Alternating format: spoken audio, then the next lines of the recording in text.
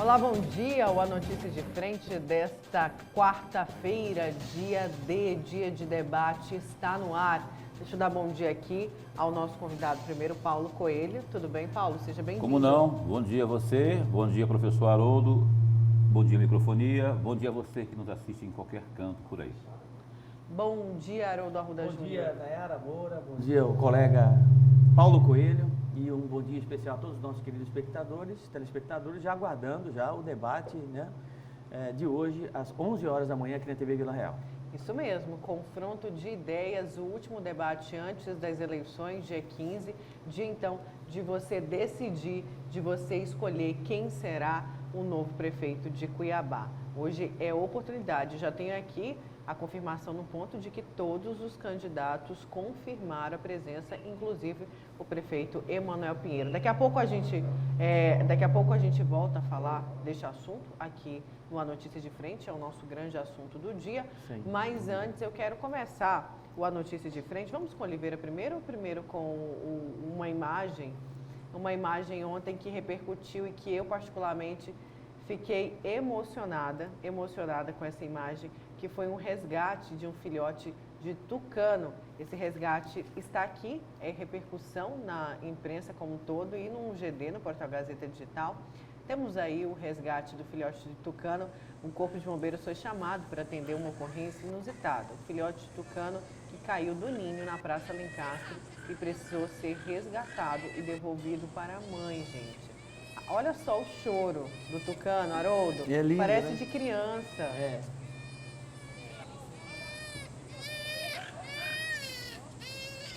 Gente, eu ouvi esse choro na sala de Verônica Raquel, nossa editora ontem, ela que é editora do Balanço Geral também.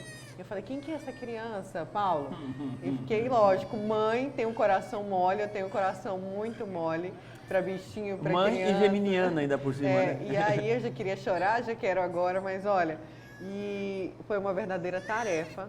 O Corpo de Bombeiros pegou o tucaninho e voltou, colocou ele de volta para o ninho, lá do lado da mãe na árvore. Gente, que lindo, que ação maravilhosa. Muito bonito. Isso só mostra o quão importante são essas entidades de proteção, também não só a pessoa, porque o Corpo de Bombeiros faz a proteção à pessoa, mas também aos animais. Parabéns aí à corporação. Verdade. Parabéns. Aí, ó, o bombeiro no guindaste, colocando de volta o tucaninho no ninho com a mãe, gente. E sem a presença do homem, pós uma tragédia ambiental que nós tivemos com relação ao Pantanal, as queimadas do Pantanal. E só falar que a imagem é nossa, não é, o Verônica, é isso? Olha a imagem nossa. O Valdeir Moraes, um abraço, Valdeir, e as lentes dele, parabéns, magnífica. O Valdeir flagrou, já tem uns dias, a mamãe e o tucaninho, lá na Praça Lencastre. Filmou, a gente exibiu aqui, é uma imagem de arquivo. E aí esse mesmo tucaninho flagrado pelas lentes do Valdeir Moraes, essa é a mãe, né? O tucaninho tá no ninho aí, escondidinho. E ele acabou caindo, mas o Corpo de Bombeiros fez esse ali, o ninho lá na ponta, ó, tá vendo? Choro, e a mãe zelando. O choro, era choro, né? Choro. Muito se assemelha com a criança, realmente. Igualzinho. Bem próximo. Eu que tenho filho pequeno, sei muito bem o barulho desse choro. Mas na hora que quer mamar. Não, tem 2 anos, já não mama mais, mas assim, mas ainda chora, Claro, né, doído. Aí os bombeiros, ó, vão colocar os bombeiros, os 2 militares aí, vão colocar o tucaninho dentro do ninho. Aí tem, claro, a mãe tucana, coruja aí, né? Zelando, tá observando tudo e vai dar um rasante. Né? Você vai observar daqui a pouco um rasante próximo ao bombeiro. Tipo, ó, muito obrigada, mas já chega, né?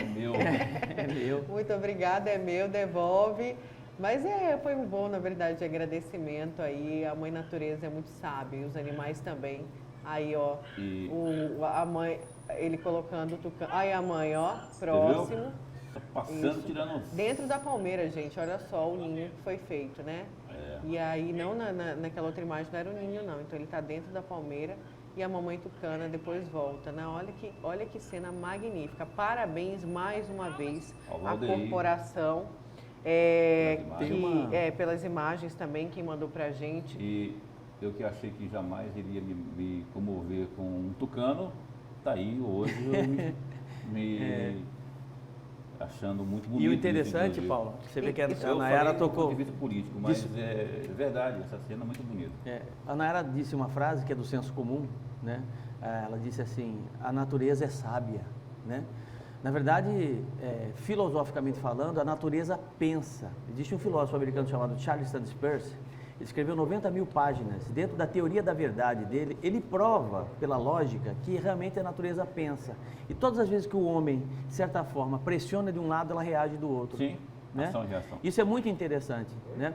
E nesse caso específico aí, esse resgate é muito importante. O Corpo de Bombeiros tem feito esse trabalho, formiguinha, de principalmente levar alimentos aos animais que estão sem alimento por conta da queimada no Pantanal. E a notícia boa é que o governo do estado vai botar 400 milhões de reais no resgate no Pantanal.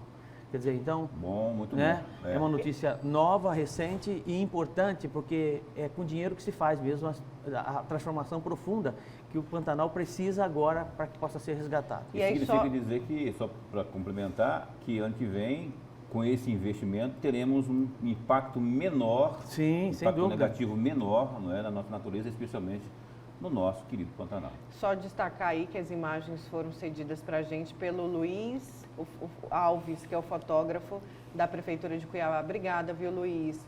Luiz também registrou tudo para que a gente pudesse enaltecer esse trabalho feito pelo Corpo de Bombeiros. Parabéns, principalmente à corporação. E que bom saber que agora mamãe e filho estão juntos, né? É lindo. E a população que aplaudiu, que ficou cuidando, e isso mostra a sensibilidade do nosso povo. Isso mostra.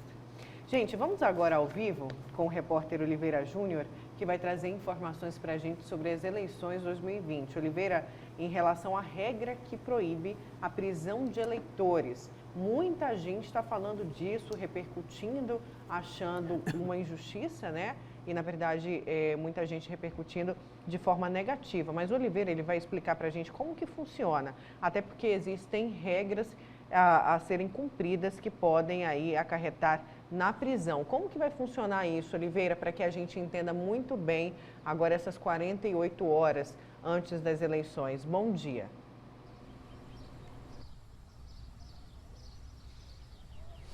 Bom dia, Nayara, bom dia, Haroldo, Paulo, você que acompanha a notícia de frente. Na verdade, o Código Eleitoral não é nenhuma novidade. Esta regra existe desde 1965 e ela diz exatamente o seguinte: 5 dias antes da eleição, ou seja, desde ontem, ninguém pode ser preso, salvo exceção em caso de flagrante. O que isso quer dizer? A legislação somente permite o encarceramento em 3 situações. A primeira ocorre no caso de flagrante de crime, quando alguém é surpreendido cometendo uma infração ou acabou de praticá-la. De acordo com o Código de Processo Penal, se o eleitor é detido durante perseguição policial ou se é encontrado com armas ou objetos que surgiram a participação de um crime recente, também há flagrante delito. Na segunda hipótese, é admitida a prisão daqueles contra quem haja sentença criminal condenatória por crime inafiançável, ou seja, pela prática de crimes como racismo, tortura, tráfico de drogas, crimes hediondos, terrorismo ou a ação de grupos armados que infrijam a Constituição. A última exceção é para a autoridade que desobedecer o salvo-conduto. Para tanto, o juiz eleitoral ou o presidente da mesa pode expedir uma ordem específica a fim de proteger o eleitor vítima de violência ou que tenha sido ameaçado em seu direito de votar. O documento garante liberdade ao cidadão nos 3 dias que antecedem e nos dias que seguem ao pleito. Quem desrespeitar o salvo-conduto poderá ser detido por até 5 dias. Então não é esse negócio de que ninguém vai ser preso. Se o cidadão cometer um crime, né? Um homicídio, tráfico de drogas e for pego em flagrante, ele vai ser preso, sim. O eleitor preso no correr dos próximos dias tem de ser levado à presença de um juiz, como não estão ocorrendo as audiências presenciais.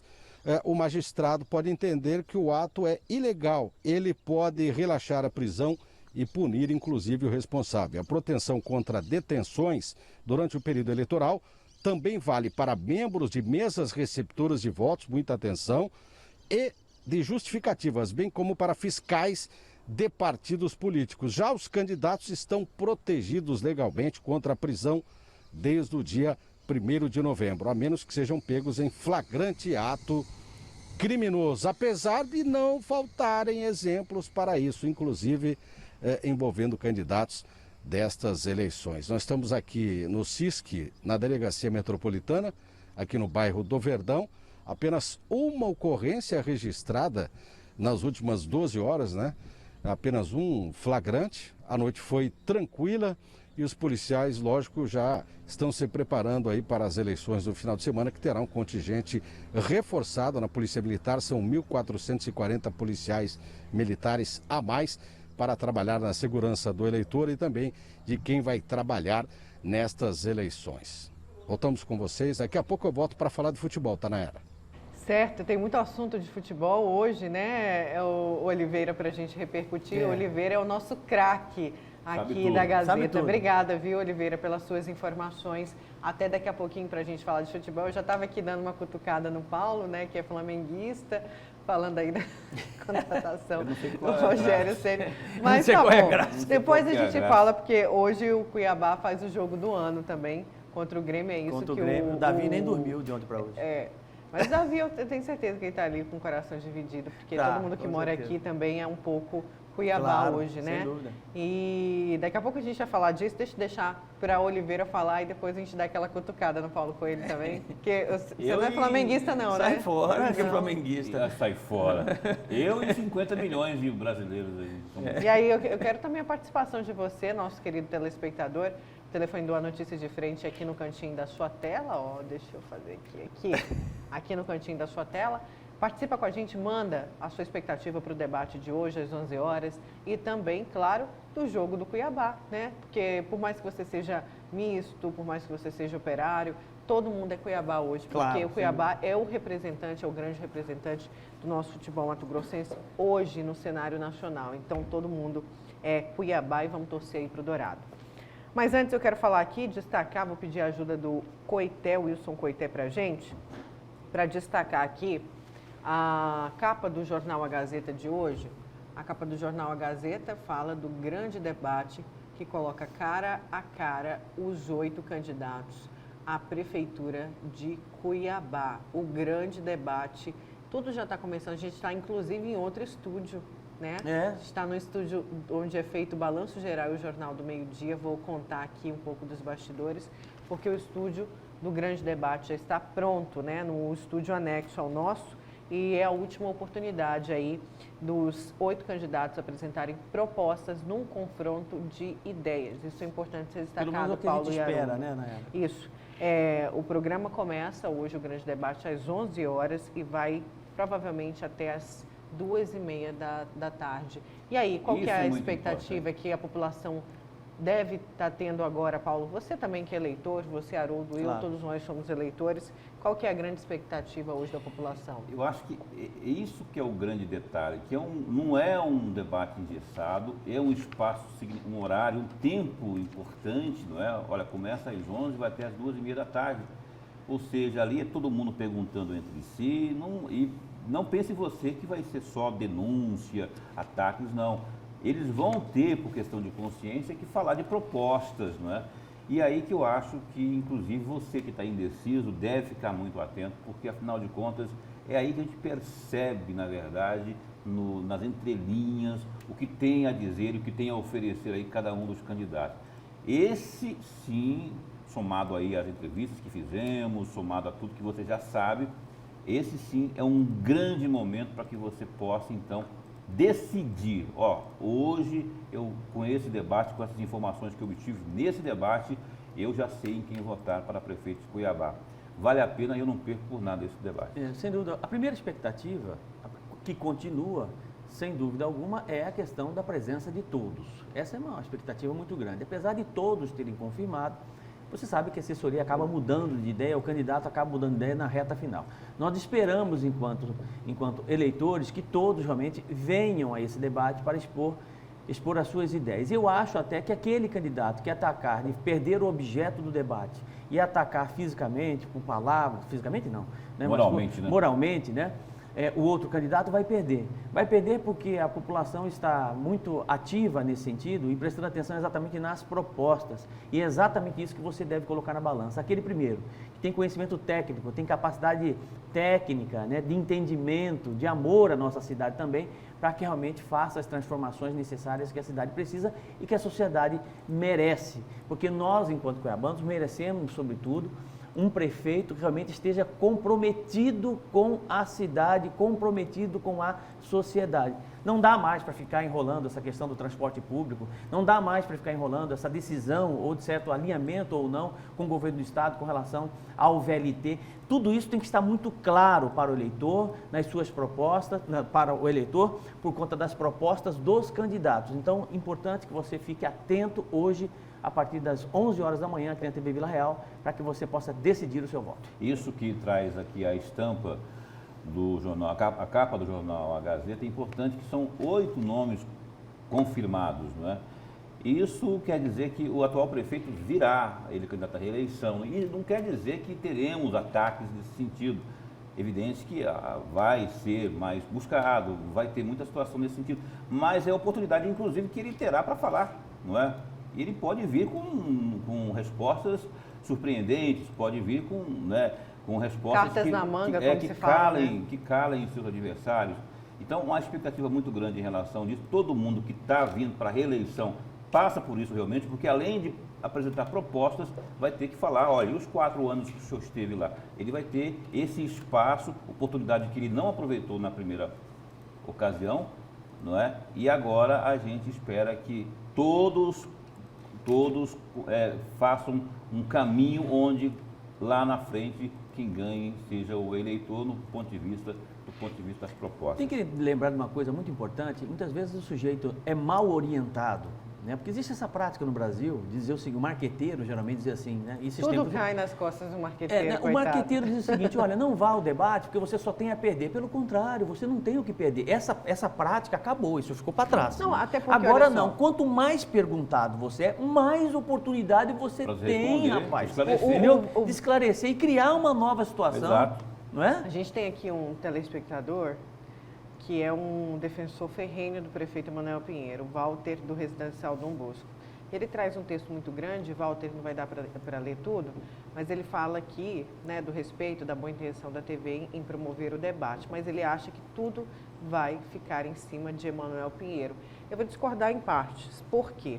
Porque tudo que já tinha que ser dito no tocante à corrupção, a escândalos, a vídeo do paletó, já foi falado e já foi respondido. Já foi falado. Isso daí já foi bastante debatido. E não vai somar nada no debate. Só que é claro que quem é o gestor, ele é muito mais visado, porque junta-se problemas porque ele é prefeito e candidato, né, Noera? É prefeito, aí vai falar de saúde, vai falar de transporte, como disse o Paulo. Então tem outros assuntos também para se colocar aí em xeque, para se perguntar por que não fez, como a gente fez aqui também, não é só isso. Exato. É claro que isso é o que ele é mais lembrado e claro que deve ter alguém que vai fazer essa pergunta ou então pode falar no momento, mas eu acredito também que o foco vão ser outros. Sem dúvida. Ali a gente tem um cenário aqui em Cuiabá muito indefinido.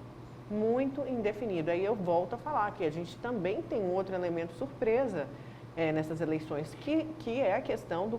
Surpresa não, né? Mas pode ser uma grande surpresa, que é a questão da abstenção. Também. A gente não sabe que tipo de eleitor que vai se abster, exatamente. qual que é o eleitor de qual candidato. Então, está tudo muito indefinido. Então, hoje, todos estão aí no centro. Então, todos vão ser confrontados. E razões há de sobra para essa abstenção, embora eu defenda que você vá votar, que tenhamos que ir à urna, sim, votar. Se a gente não fizer isso, a gente que é do bem, alguém que é do mal vai fazer e vai eleger os políticos do mal, mal intencionados.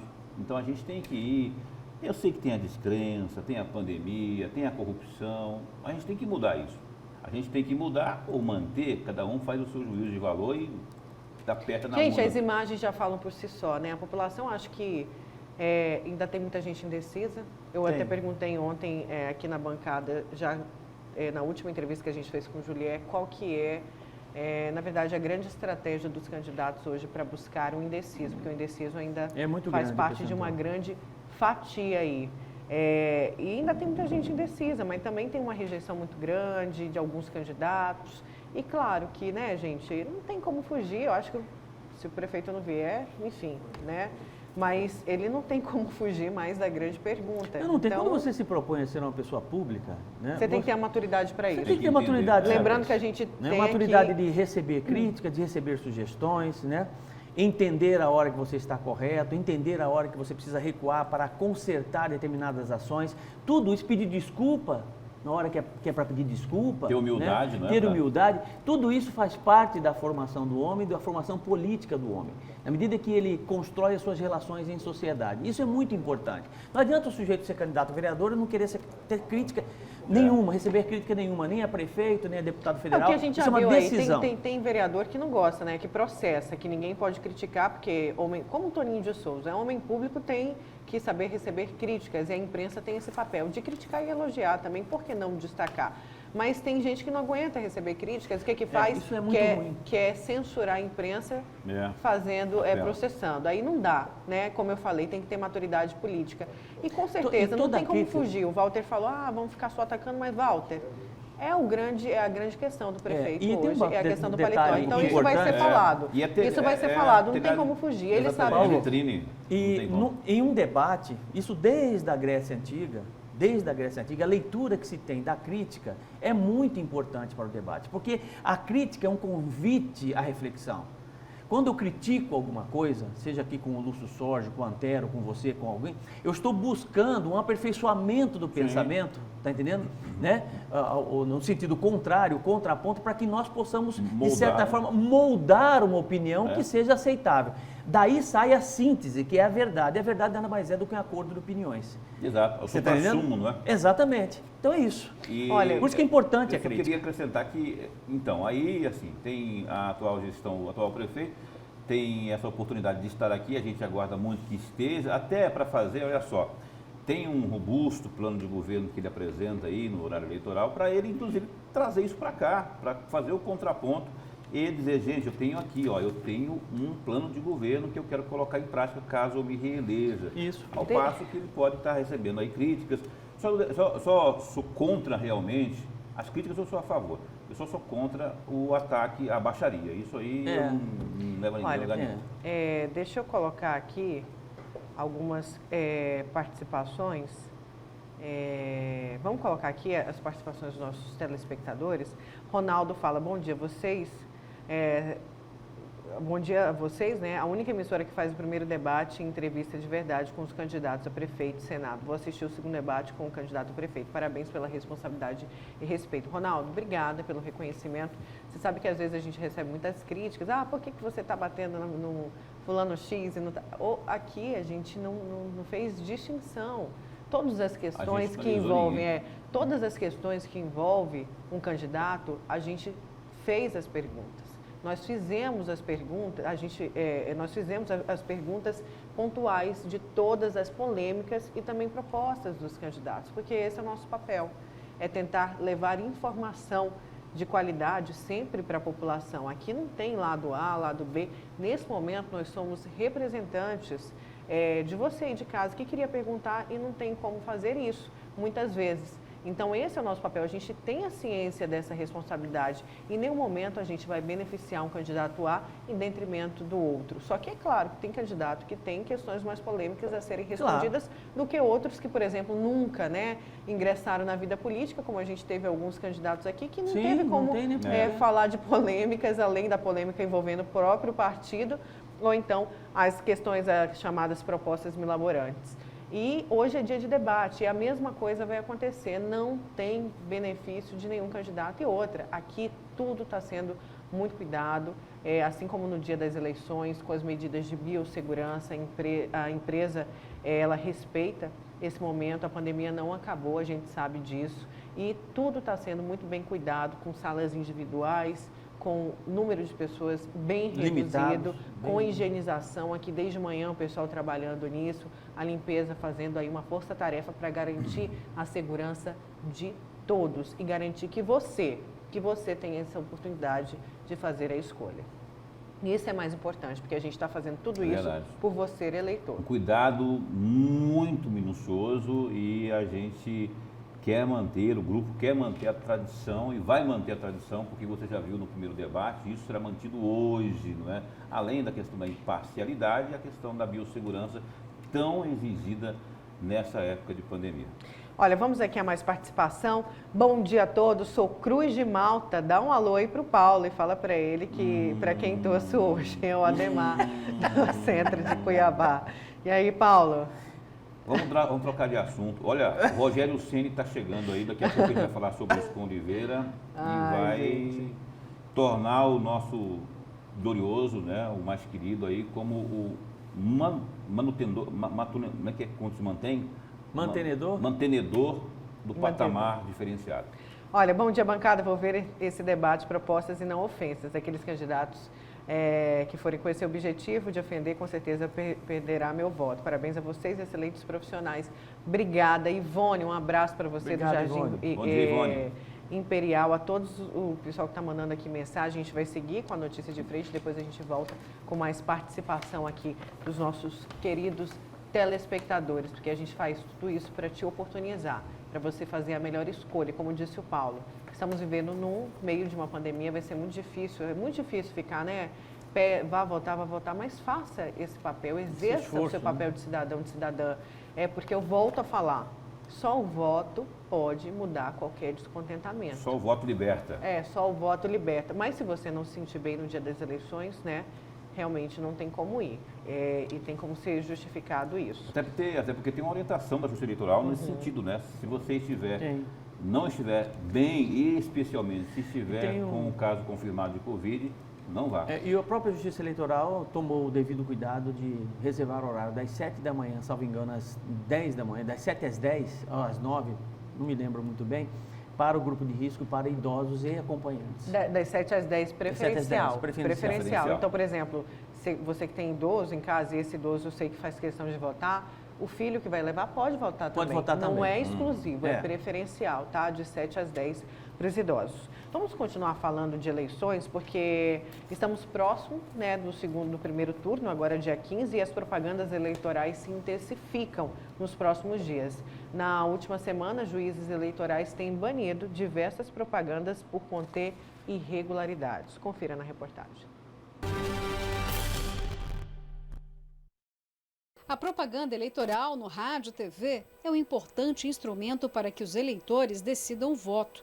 Os candidatos fazem promessas, conversam com os eleitores, mostrando seus projetos e se apresentam ao público contando o seu passado, presente e anseios futuros, principalmente os candidatos a prefeito. A maioria dos candidatos criam propostas, né, e plataformas baseadas nos seus desejos e não nas condições que está aquele município. O município tem endividamento, tem folhas fixas, tem pensionistas, tem recursos que entram obrigatoriamente e tem compromissos obrigatórios. Para mim fazer um plano de governo, eu teria que pensar em todos esses dados.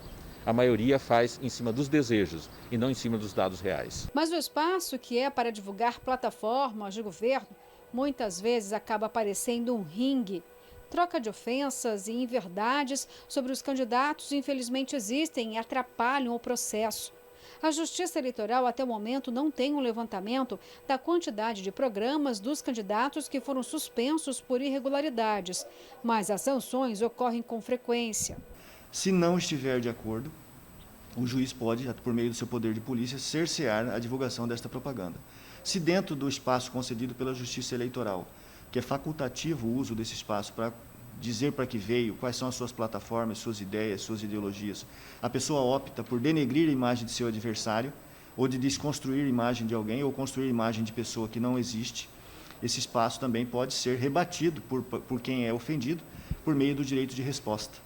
E há ainda a possibilidade de haver uma representação por conta de algum ato que possa ferir direitos de personalidade, como prática de crimes eleitorais dentro do espaço destinado para a propaganda eleitoral, ou algum crime previsto no Código Penal brasileiro, no artigo 138, 139 e 140 do Código Penal, que possam configurar calúnia, injúria ou difamação. Mas será que descer o nível ajuda de fato o eleitor durante a disputa eleitoral a decidir o voto? Você já conseguiu definir quem é o seu candidato?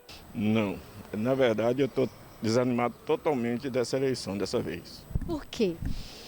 Porque não dá para confiar em ninguém, né? Esse é o problema. Já conseguiu escolher o seu candidato? Já. Qual critério você utilizou para definir o voto? Aqui o candidato que eu vou votar, acho que a primeira eleição que ele vai se candidatar e eu acho que ele vai fazer o melhor. Para o analista político João Edson, há alguns anos o processo eleitoral se contaminou com demonstrações de abusos à democracia, onde cada candidato faz o que quer, mesmo que posteriormente seja punido. Um baixo nível intelectual dos próprios candidatos pode contribuir com este fato. Nós ampliamos muito o número de candidatos sem aumentar o nível da qualificação. Isso por culpa dos partidos políticos. Todo partido político recebe verba sazonal para ter uma escola de política para dar educação política para seus filiados. Eles não fazem isso na prática. Resultado, o conteúdo político, na sua média, é insignificante diante das necessidades sociais. Então as pessoas são candidatos, mas elas não dominam a função a qual elas vão exercer. Quando a esfera acaba alcançando o crime eleitoral, alguns eleitores denunciam, tanto que neste pleito aumentou o número de denúncias através do sistema Pardal da Justiça Eleitoral e também reclamações por e-mail. Em 2014 nós tivemos mais de 1.300 denúncias feitas pelo aplicativo Pardal, mais de 1.500 no ano de 2016, mais de 1.700 no ano de 2018 e agora no ano de 2020 nós já passamos de 1.000 também e nós estamos ainda no meio da campanha eleitoral. Nós temos também um fator muito positivo, que tem um novo canal que nós temos utilizado, que é o 0800 aqui do TRE de Mato Grosso, 0800 647 8191, e o cidadão tem participado ativamente também na fiscalização do processo democrático. Nós temos mais de 1.800 denúncias somente agora nesta eleição de 2020 por este canal. Diante de todo este cenário, qual seria a responsabilidade dos próprios partidos em trazer mais moralidade a todo o sistema eleitoral? Ele vai muito atrás do toma lá da cá, do ganho, da emoção, do vai me beneficiar. E aí elegem pessoas que ficarão sempre dependentes de um ou dois caciques e não dependentes da sociedade.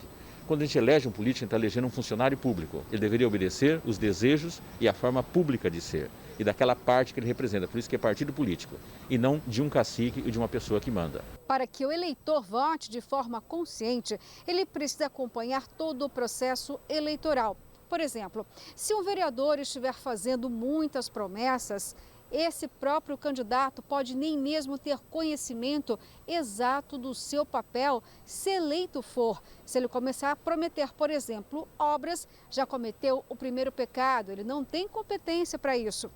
Mas então, em relação aos prefeitos, como fica esta questão? Simples. Olha só, vale aquele velho ditado: quando a esmola é demais, o santo desconfia. É difícil fazer a escolha, mas é dever do eleitor acompanhar todo esse processo para tentar escolher o candidato mais capacitado. No geral, as pessoas estão fazendo publicidade enganosa. Estão falando de conteúdo, de coisas possíveis de ser feitas que o seu cargo não permite fazer. Então, isso traz para a população uma sensação de alta expectativa e baixa resolutividade. É frustração na certa. Olha, deixa eu voltar aqui com algumas participações, só para a gente esclarecer aqui um assunto. Vamos lá com a participação do Abel. Bom dia, não concordo com o apresentador que disse que é baixaria, no caso do Emanuel Pinheiro, se algum candidato chamado de corrupto ou ladrão. Não é baixaria, somente a verdade. A palavra baixaria, ninguém falou isso, né? A palavra baixaria que usou aqui nessa mesa fui eu.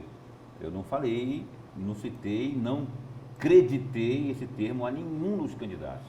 Eu disse textualmente que sou contra a baixaria no debate, mas sou a favor de críticas. Afinal de contas, é um debate onde você não vai lá com flores, você vai, evidentemente, para expor ideias, e aí tem um lado que vai levar mais críticas. Eu defendo as críticas desde que sejam pertinentes, eu nem falo construtivas propriamente, mas pertinentes ao debate, àquilo que eles estão pretendendo, que é o cargo número 1 da Prefeitura de Cuiabá, o cargo de prefeito. Eu não falei de baixaria, não falei que fulano faz baixaria ou que Beltrano ou fará. Só defendo que não haja baixaria, hajam críticas e principalmente propostas. Nera, deixa eu só fazer um comentário pontual com relação à matéria da Luciana Gavilha, que eu acho que é muito importante, que é a questão da funcionalidade e da responsabilidade dos partidos com relação à competência de candidato. Eu venho falando isso há já algum tempo, há alguns anos. que o partido, além dele carregar, de certa forma, uma carga ideológica, deveria ser assim, mas infelizmente não é no Brasil, porque existe um apagão muito grande e o partido serve apenas como trampolim para que o sujeito seja eleito, né? Ele precisa de um partido, né? Mas o papel do partido é muito importante e deveria ser, pelo menos, na seleção dos seus candidatos. Selecionar aqueles que têm capacidade técnica, que têm conhecimento, que têm um pouco de conhecimento na área de gestão, para que possa ofertar à sociedade realmente pessoas capacitadas. O que nós vemos até hoje, infelizmente, de certa forma, qualquer um pode ser candidato, né? Ou, de certa forma, colocam alguém para cumprir cota, porque se não fizer dessa forma, não funciona, não vai ser liberado pela Justiça Eleitoral. Então, é muito importante isso. E outra, o candidato que está em determinado partido, ele tem que ter uma certa, nem que não seja desvelada ideologia partidária, mas ele tem que ser fiel ao partido, às intenções do partido.